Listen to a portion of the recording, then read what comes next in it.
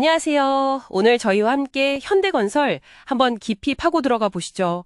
당신께서 공유해주신 자료들을 쭉 훑어봤는데요. 정말 흥미로운 내용이 많았습니다. 네, 이 자료들을 바탕으로 저희가 핵심만 딱 뽑아서 현대건설의 과거부터 현재 그리고 미래 비전인 H로드 전략까지 한번 정리해봤습니다.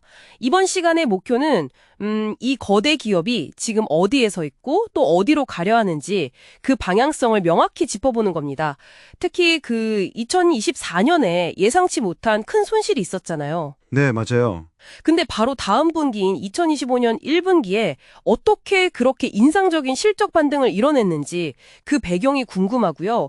또 원자력 같은 에너지 전환 사업에 대한 계획도 상당히 야심차 보이던데 그 부분도 집중적으로 살펴보겠습니다. 자, 그럼 시작해볼까요? 우선 현대건설 하면 역사가 깊은 회사죠. 그렇죠. 1950년에 설립돼서 우리가 잘 아는 경부고속도로 건설이라든지 또 사우디 주베일 산업함 같은 정말 역사적인 사업들을 많이 했어요. 네, 한국 산업 발전에 정말 중요한 축이었죠. 지금도 시공 능력 평가 보면 거의 최상위권 아닙니까? 2024년 기준으로 2위였죠. 네, 맞습니다. 매출 구성을 좀 보면 역시 건축주택 비중이 제일 크고요. 한 65% 정도 되죠. 아, 그 정도군요. 그리고 플랜트가 한 21%, 토목이 9% 정도 이렇게 구성되어 있습니다. 탄탄한 기반을 갖춘 회사인데 아까 말씀드린 2024년 이때 재무적으로는 좀 충격이 있었어요. 네, 상당히 큰 이슈였죠. 그 고원가 프로젝트들이 있었는데 거기서 발생할 수 있는 잠재적인 손실을 미리 선제적으로 반영을 해버렸어요. 아, 미리 털어낸 거군요. 그렇죠. 그러다 보니까 영업손실 규모가 무려 1조 2209억 원. 어마어마했죠. 적으로 해석할 여지도 있군요. 더 중요한 건 그 다음인데요. 바로 2025년 1분기 실적입니다. 시장에서는 사실 좀 걱정했는데 예상을 완전히 뒤엎고 2,137억 원 영업이익을 냈어요. 이야, 정말 극적인 흑자 전환이네요. 네, 완전히요. 단순히 손실 처리 효과만은 아니고요. 그 원가율을 보면 알 수 있는데 1분기에 93.1%로 안정화되는 모습을 보였거든요. 아, 비용 관리가 개선되고 있다는 신호군요. 맞습니다. 이게 일회성이 아니라 좀 체질 개선이 이루어지고 있다는 증거로 볼 수 있죠. 그래서 자기자본 이익률 ROE도 2025년에는 한 8.1% 정도로 회복될 거다 이런 전망이 나오고 있습니다. 힘든 시기를 거치면서 오히려 내실을 다지고 있다? 이렇게 봐도 되겠네요. 네, 그렇게 해석할 수 있겠습니다. 자, 그럼 이런 재무적인 회복세를 바탕으로 미래 성장 동력으로 제시된 게 바로 H로드 전략인데요. 이게 상당히 중요해 보입니다. 네, 현대건설의 미래 방향성을 아주 명확하게 보여주는 전략이죠. 크게 세 가지 축으로 볼 수 있는데요. 세 가지요? 네, 첫 번째가 가장 주목받는 에너지 전환입니다.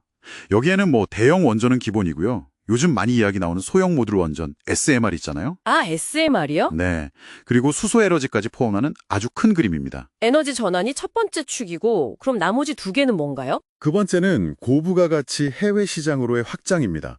특히 유럽이나 미국 같은 선진 시장을 노리고 있고요. 세 번째는 국내 건설 시장에서의 혁신이에요. 주거 환경 개선이라든지 스마트 건설 기술 같은 것들을 통해서요. 그렇군요. 특히 그 첫 번째 축, 에너지 전환 중에서도 원자력 분야 움직임이 벌써 구체적으로 나타나고 있는 것 같던데요? 네, 맞아요. 그냥 계획만 있는 게 아니라 실제 수주 소식도 들려오고 있죠. 불가리아 코즐로도이 원전 수주라든지 또 핀란드 원전 사업에도 참여하기로 했고요. EWA 계약이라고 하죠. 아, 실제 성과가 나오고 있군요. 그렇죠. 현대건설이 원자력 분야에서 거의 50년 넘는 경험이 있거든요. 거기다가 웨스팅하우스나 홀텍 같은 글로벌 선도 기업들과 파트너십도 맺고 있어서 경쟁력이 상당합니다. 단순한 사업 다각화가 아니라 정말 회사의 체질 자체를 바꾸려는 시도처럼 보이네요. 정확합니다.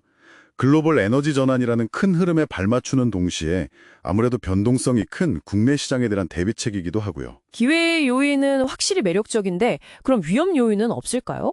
자료들을 보면 국내 건설 시장 상황은 여전히 좀 어렵지 않습니까? 네, 그 부분을 간과할 수는 없죠. 아주 예리한 지적이십니다. 글로벌 에너지 전환이나 중동 시장 회복 같은 긍정적인 면도 있지만 국내 건설 투자는 2025년에도 감소할 거라는 전망이 우세하고요. 공사비 문제도 계속되고 있고. 그렇죠. 공사비 부담도 크고 또 빼놓을 수 없는 게 부동산 PF 문제입니다. 현대건설 같은 경우는 PF 보증 규모가 11조 원이 넘어요. 국내 최대 규모죠. 11조 원이요? 와, 그거 정말 큰데요? 이건 어떻게 관리하고 있나요? 이게 사실 가장 큰 잠재적 위험 요인인데 현대건설도 당연히 인지하고 있습니다. 그래서 뭐 기관 보증을 적극적으로 활용한다든지 아니면 위험성이 높은 브릿지론을 본 PF로 전환시키려는 노력을 하고 있어요. 그냥 두고 보는 게 아니라 적극적으로 대응하고 있다는 거네요? 네, 위험을 그냥 회피하기보다는 정면으로 부딪혀서 관리하려는 의지가 보인다는 점이 중요합니다. 그리고 동시에 주주가치 재고 노력도 하고 있는데요. 아, 배당 같은 건가요? 네, 2025년부터는 최소 배당금을 주당 800원으로 올리고 또 총 주주 환원율도 25% 이상을 목표로 한다고 발표했어요. 이것도 시장에는 꽤 긍정적인 신호로 받아들여지고 있습니다. 알겠습니다. 그럼 종합적으로 한번 정리해 볼까요? 현대건설은 오랜 역사와 기술력을 가진 대표적인 건설사인데 현재 국내 시장의 어려움 속에서도 에너지 전환, 특히 원자력 중심으로 해서요. 그리고 해외 고부가가치 사업으로 과감하게 방향을 틀고 있다. 네, 맞습니다. 2024년에 큰 어려움을 겪었지만 2025년 1분기에 바로 강력한 회복세를 보여주면서 앞으로의 가능성을 내비쳤고요. 그렇죠. 이 분석을 통해 당신께서는 아마 거대 기업이 시장 변화에 어떻게 적응하고 미래를 준비하는지 그 생생한 사례를 보실 수 있을 겁니다. 국내 시장이라는 도전 과제와 또 글로벌 에너지 전환이라는 엄청난 기회 사이에서 어떻게 균형을 잡으려 하는지 그 노력이 일상적이죠? 네, 단순히 외형 성장만 추구하는 게 아니라 수익성 개선이나 위험 관리, 또 주주 환원까지 신경 쓰는 모습이네요. 맞습니다. 내실을 다지려는 의지가 강하게 보입니다. 자, 그럼 마지막으로 당신께 이런 질문을 한번 던져보고 싶습니다. 현대건설이 지금 가장 큰 기대를 걸고 있는 분야가 바로 SMR을 포함한 원자력 에너지 사업인데요. 만약 이 분야에서 현대건설이 정말 성공을 거둔다면 이게 단순히 현대건설이라는 한 기업의 운명을 넘어서서 우리나라 전체의 미래 에너지 정책이나 또 글로벌 시장에서의 위상에는 과연 어떤 영향을 미치게 될까요? 정말 중요한 질문이네요. 네, 이 질문을 한번 곱씹어 보시는 것도 아주 흥미로운 시간이 될 것 같습니다.